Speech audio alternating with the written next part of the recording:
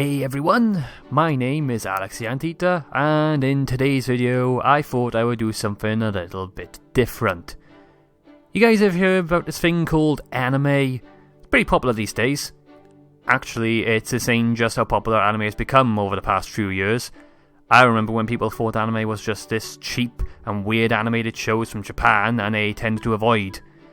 And I guess there are still people who avoid it today. I used to be one of them, but no longer. I have officially jumped on the anime bandwagon and proudly display my weeb certification on my wall. I have watched several anime shows over the past few years, and lucky for all of you, you're gonna hear me talk about them. Well, not all of them. I've lost track of how many shows I've watched and what order I've watched them in, so in this video I'm just gonna talk about the shows I liked, or at least the ones I think are worth talking about. So there's no confusion, I'm going to list them in alphabetical order and summarise my experience watching the shows and my opinion on them. I should say there will be slight spoilers for some of these shows I will discuss, and with all that said, let's get started. Attack on Titan. Attack on Titan was pretty much my main introduction to anime after my friend recommended I watch it. After finishing its first season, I then proceeded to watch it through again because it was that damn good. Yes, shocking, Attack on Titan is good. I think it's safe to say it's the biggest anime currently on right now. The scale of its story, its incredibly well written characters and impressive animation has cemented Attack on Titan as one of the best animes of all time. And maybe someday I'll finally catch up with the latest season. Yes, I haven't caught up with all of it, but I got more important things to do. Like watching romance animes. 9 out of 10, it's great, but you already know that, don't you? Bocchi the Rock. Bocchi the Rock is the latest anime I have had the pleasure of watching, and oh my god, this anime goes hard. This is one of the funniest animes that had me laughing consistently at so many of its jokes and hilarious visuals. The biggest strength of this show is the animation and the way it's used for comedy. It almost feels like the animators were handed the script and were just left to do whatever the hell they wanted because the animation is dialed up to 11. I love it when creators utilize the fact that they are making an animation project and can just go crazy with it. For example, the same way Spider-Verse uses its unique animation style to create one of the most unique superhero films ever made, Bocchi uses its animation in unique ways to show off its comedy. Whenever Bocchi is having one of her episodes and is literally glitching out on the floor or turns to ash and becomes dust particles in the air, it's extremely creative and hilarious. But at its core, it's a lovely story about how Bocchi wants to break out of her extremely introverted and socially awkward life so she can succeed at something which she practiced hard to become very good at. Watching her become a part of the band and forming a friendship with the other girls is wholesome, and you feel so happy for her when she performs and starts to break out of her shell. 9 out of 10. Real supremacy. Demon Slayer. Demon Slayer's animation is truly impressive. The action scenes are gorgeous and are so entertaining to watch with their use of colour, camera angles, and of course amazing music. The premise of the show itself is quite simple. There are demons, demon slayers kill them. Straightforward. What keeps you engaged is watching Tanjiro as he takes care of his sister, Nezuko, who is now a demon. You really want to keep watching to see if Tanjiro can undo what has happened to his sister. Demon Slayer is one of the most popular animes currently airing, so chances are you've already watched it or at least heard about it. 9 out of 10. Golden Time. The first of many romance animes that will appear in this video because I love me some romance animes. Golden Time is a pretty good romance anime. I do like it when the main couple get together early on, and here, I think the main couple get together in the first 5 or 6 episodes. That means we get to spend more time with them as a couple, which I enjoy seeing a lot more than just two characters pining for each other endlessly throughout the show. Golden Time also has a pretty cool hook. The main character, Bandy, has amnesia and can't remember anything before he started college, which means that he is a completely different person now. But slowly his old memories begin to resurface and starting to take over him, and soon this version of him now will disappear. It's a very interesting take on the whole amnesia plot. Also, the main girl of the show, Kaga Coco, is hilarious. I just love how desperate and clingy she is. She is the very definition of an overly attached girlfriend. 8 out of 10, solid romance anime. Horimiya. Now, Horimiya is a very simple romance comedy. There's no real hook to it, there's no big drama, no twist to the story, it's just your basic by-the-numbers romance. And it's really, really good. Like I previously said with Golden Time, I like it when a romance show has the main couple get together early on, and Horimiya also does that with Hori and Miyamura getting together in the 4th episode. The biggest strength of the show is definitely its characters, not just the main two, but all the supporting cast are given attention and are fleshed out to feel like real high schoolers. It's that perfect, slice-of-life romance wholesomeness that's just easy to watch and enjoy. 9 out of 10. Konosuba. Oh my god, I love Konosuba.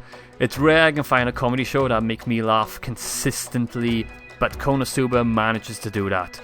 After It's Always Sunny in Philadelphia, this is my favourite comedy show. Speaking of Always Sunny, that's the best show to compare this to because both shows' main characters are just massive assholes that don't get along and make their lives more difficult for themselves. The characters are what really make this show. Kazuma, Aqua, Megumin and Darkness all together make some of the most hilarious characters I've seen in the TV show. But there's a great wholesomeness to them too, and they really have become a great family. A dysfunctional one for sure, but one nonetheless. 10 out of 10, my favourite comedy anime. Love, Chunibyo and Other Delusions. From the very first episode I watched, I knew this was going to be an anime that I was going to love.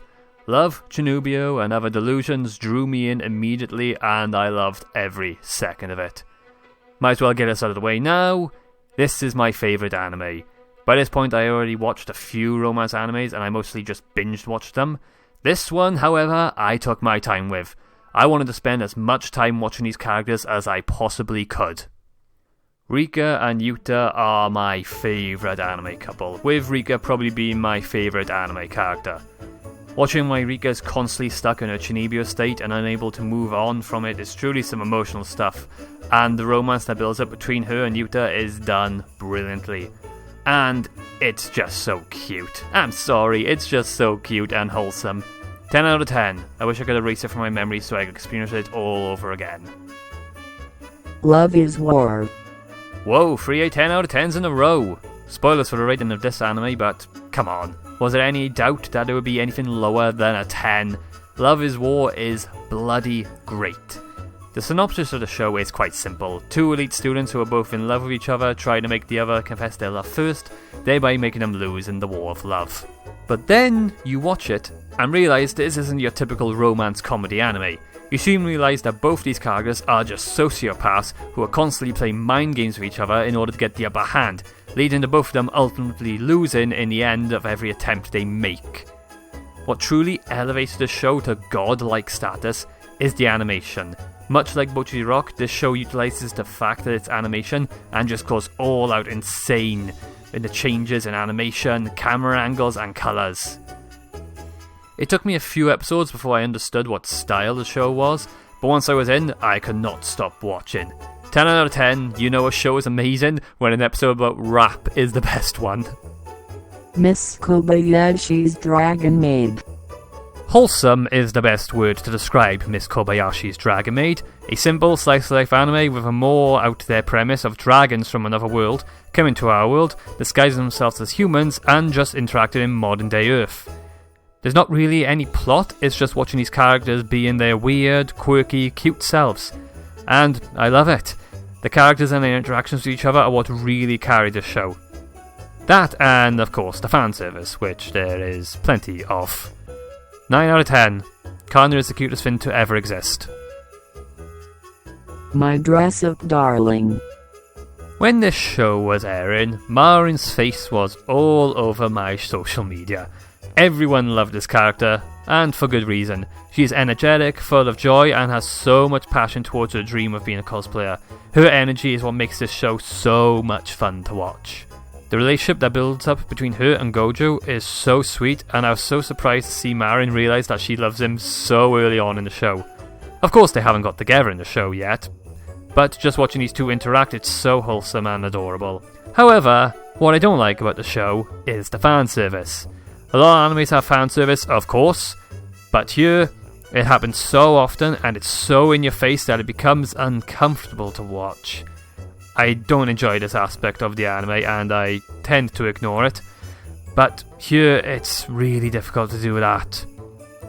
8 out of 10, the fan service knocks it down a rank for me. My Hero Academia. Alongside Attack on Titan, this was the only other anime I watched at the time. My Hero is a super popular anime and is one of the biggest shows airing right now. I loved it when I first started watching it. The premise was amazing, the characters were all great, and I loved all the different types of quirks they were. They weren't just generic superpowers, there were some seriously inventive and clever ones too. I enjoyed that this was less serious than Attack on Titan, as it had a bit more comedy added to it as well as some wholesome slice-of-life aspects. But then I started watching other anime, and I realised that there is stuff about My Hero Academia that I hate. Specifically, the constant inner monologues and flashbacks. It feels like they show a flashback from a previous episode every minute in a show, sometimes showing scenes that were literally in the same episode. And there are so many times where scenes will just dead stop as you listen to a character have an inner monologue for like 5 minutes straight. I know this is present in a lot of anime, but it's like it's dialed up to 11 in this show and it's egregious. I'm still giving it an 8 out of 10, despite my complaints. I still do enjoy the action and the characters regardless. Plastic Memories. Now here's a feel-good rom-com that you're sure to leave feeling happy after you finish the final episode. Definitely not a show that puts you in a depressive state for the next few weeks as you contemplate why you did this to yourself. Plastic Memories is a damn good show. Even though you already know how it will end, it still doesn't soften the absolute emotional gut punch. The show does an amazing job showing the bond between its two main leads. You try to not get invested because you know how it will end, but you can't help it. I was an emotional wreck after the final episode, and I needed to watch something wholesome as a palate cleanser. 9 out of 10. Bring a tissue box. The Quintessential Quintuplets. Man, let me tell you, I got a little obsessed with this anime. A little too much. To the point where I would endlessly watch the same clips over and over again on YouTube. I actually like this anime so much, I bought and read all the manga, which was a first for me. And while I can say I enjoyed the first 2 seasons a lot, I can't say the same for the movie that ended the story.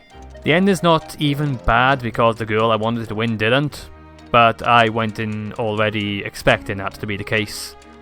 The last 2 novels and the manga definitely had a rushed feeling behind it, and there were certain aspects which needed more time to be fleshed out. And the film didn't do anything to fix these problems. All that aside, however, I still love the characters. Ichika, Ninu, Miku, Yotsuba, Izuki and Futaro are all well-written characters with distinct personalities, aspirations and personal issues that they try to overcome throughout the course of the show. 8 out of 10. The ending pushed it down for me a bit, but I'll still end up rewatching the show regardless. Also, Justice for Miku, best girl. Rent-a-Girlfriend. This anime is dog shit. Rent-a-Girlfriend certainly has quite a reputation amongst the anime community, with most people agreeing this show is pretty much trash. Luckily, for Rent-a-Girlfriend, I'm the trash man, and I just love eating garbage. Now, normally I wouldn't talk about a romance comedy like Rent-a-Girlfriend for a video like this. The premise is fairly simple, and I could have just made an average rom-com anime that I watched and then simply forgot about. The girls are of course cute and the animation is actually quite good. However, Rent-a-Girlfriend has one element which I simply need to talk about in this video. And that is of course its main character, Kazuha. Oh my god, Kazuha may very well be the single most pathetic, cringy, and unpleasant main character that has ever existed. He is the picture example in a dictionary when you look up the word loser. He is generally awful and has no redeeming qualities. It truly makes you wonder how all these girls actually like him. Well, I know why they like him, it's an anime. All a guy needs to do in an anime is breathe, and suddenly 10 of the hottest girls in his nearest vicinity will be all over them. 2 out of 10. And it's only getting an extra point because Sumi is the character I like. And she's voiced by Rie Takanashi. That bumps up an extra point, 3 out of 10. The Rising of the Shield Hero. Now, I watched this show just as the second season was starting, so I could get caught up. And my opinion is basically the same as everyone else's. The first season is pretty solid. Not S-tier worthy content, but overall an enjoyable isekai. I do think the first episode is spectacular for hooking you in, with you feeling so bad for Naofumi after being framed for his unpleasant crime by quite possibly one of the most hateable anime characters of all time. The rest of the season is enjoyable, with the characters basically solving all the problems that are plaguing the world they're in, with it ending in a satisfying way with Naofumi finally clearing his name of the framed crime. It's when we enter the second season that the problems begin to occur. Now, I know that COVID had a hand to play in the production of the second season and made it more difficult, but that aside, man does their second season suck. It's like they just sped run through 4 different arcs in the course of 13 episodes! I could have sworn it was at least 20! Disappointing is the best way to describe the second season because I liked the first season, the characters are great and it's a fun isekai. I just hope they manage to make the third season a lot better. 6.5 out of 10, that second season really lets it down. Spy X Family. Spy X Family may very well be my favourite anime of 2022. I loved this show. Everything from the premise, the animations, the characters, and of course the humour. All work so well. For the majority of Spy X Family, I was laughing out loud. There are some absolutely hilarious moments throughout this show. I also love the style of the show. Set in some form of fictional version of Germany, it feels unique and it really helps to elevate the spy espionage nature of the show. Some of my favourite moments, of course, come from Anya and her reactions when she's reading people's minds, or her interactions with the second son. It was a highlight of last year, and I can't wait for more to come. 9 out of 10. Sword Art Online. Now, this is an anime that sends up some red flags amongst the anime community. Sword Art Online is like Marmite. You either love it or you hate it. Luckily, I am firmly in the love category.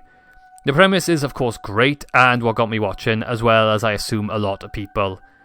What kept me watching was the romance, which very quickly becomes the main focus of the show. Even if Kirito is the blandest protagonist of all time and the later seasons never reach the heights of its first arc, it's still an anime I can say I enjoy. Maybe I'm a tad bit nice towards Sword Art Online because this was essentially my gateway anime. Yeah, I watched My Hero and Attack on Titan before this, but I never dipped my toes into any other animes until after SAO. So thank you SAO for allowing me to start watching better animes after you. 7 out of 10. Asuna is still a top tier waifu. Teasing Master Takagi-San. I don't exactly know why I started watching this show. When I first started watching it, I thought this is just some kids show with some simple premise that wasn't anything exciting. But I thought it was cute, and I kept watching, and that's when I realised, oh wait, this is such an amazing romance. Nishikata and Takagi are just such a great couple. You realise watching just how much these two genuinely care about each other. Even though Nishikata is always failing the best Takagi and is left frustrated, it's all done in harmless fun. This is the definition of a wholesome anime, and it gets better and better with each season. I recently watched the film too, and it was so great from start to end. 9 out of 10. Maybe chuck this on after watching Plastic Memories for a palate cleanse. Toradora. Toradora was the first straight-up romance anime I watched, and it's probably one of the best ones to start with. The relationship build-up between Ryoji and Taiga is done so incredibly well that it would have been fine if the show ended with them remaining friends. That's how good the bond between these characters are. I liked the idea at the start with them helping each other trying to get the other's best friend, as they act as each other's wingmans in a sense, only for, of course, them both realising that they love each other more. It's a great romance comedy, and I'm glad it was the first one I watched. And at the same time, curse it for making me want to watch nothing but romance animes now. 9 out of 10. The Yakuza's Guide to Babysitting. I absolutely love this show. This has to be the most adorable, heartwarming, wholesome TV show I have ever watched. Seeing this tough, cold-hearted and ruthless Kirishima becoming the carer of the only Ayaka, and seeing the bond they develop over the course of the show, it's just so sweet and heartwarming. I had a smile on my face after every interaction between them. There were some big dramatic moments and at times could get really emotional, but it still keeps that lovely wholesome vibe throughout, and I'm hoping for a second season. 9 out of 10. That 4th episode was a bit weird though, wasn't it? And for now, that's it. These are all the shows I wanted to briefly talk about. There's a lot more anime out there that I've watched or am currently watching, and I have lots of opinions on the shows I liked or didn't.